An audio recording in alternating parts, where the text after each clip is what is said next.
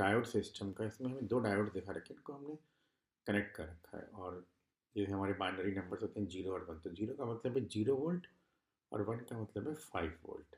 तो हमें क्या बताना है कि ये किस गेट के इक्विवेलेंट है। यहाँ दे रखा है 0 वोल्ट, तो यहाँ हो जाएगा 5 वोल्ट। यहाँ जो भी पोटेंशियल आएगा वही एक्स होगा हमारा, और ए और बी के जो पोटेंशियल्स होंगे वो हमारे 0 और 1 को रिप्रेजेंट करेंगे। जैसे हम ट्रुथ टेबल बनाते हैं ए, बी और एक्स, तो पॉसिबल इनपुट्स क्या हो सकते हैं? 0 0, 1 0, 0 1 और 1 1।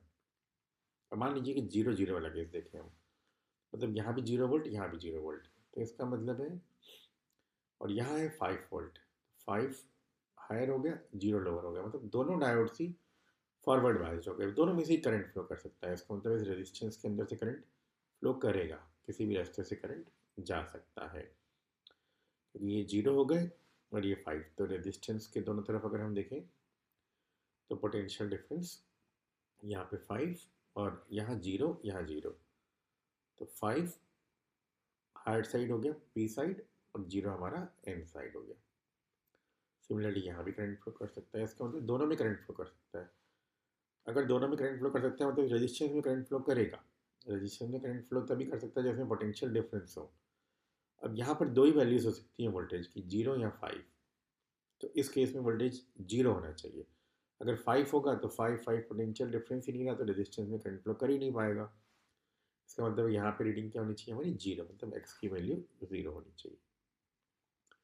अब देखिए 1 0, 1 0 का मतलब है ए पर 5 वोल्ट और बी पर 0 वोल्ट, तो फिर हमारा इसमें से करंट फ्लो नहीं कर पाएगा, लेकिन नीचे वाले में से फ्लो कर जाएगा, ये फॉरवर्ड वाइज हो जाएगा। इसका मतलब है करंट फ्लो कर सकता है, मतलब रेजिस्टेंस में करंट फ्लो करेगा। और रेजिस्टेंस में तभी करंट फ्लो कर सकता है जब पोटेंशियल डिफरेंस हो, मतलब यहाँ 5 है तो वहाँ 5 तो नहीं होना चाहिए, 0 ही होना चाहिए। तो इसका मतलब है एक्स की वैल्यू वापस 0। सेम 0 1, 0 1, इस केस में ऊपर करंट फ्लो कर जाएगा, नीचे नहीं कर पाएगा, करंट तो फ्लो कर ही जाएगा, मतलब रेजिस्टेंस में करंट जाएगा, तो यहाँ 5 है तो वहाँ 0 होना चाहिए। इसका मतलब है वापस एक्स की वैल्यू 0।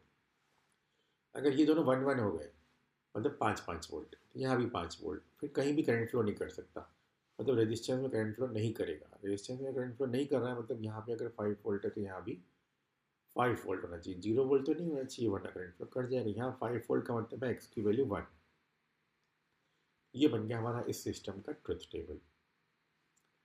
तो फिर ये ट्रुथ टेबल तो हमारा एंड गेट जैसा है, मतलब इसका आंसर क्या होगा हमारा? And gate.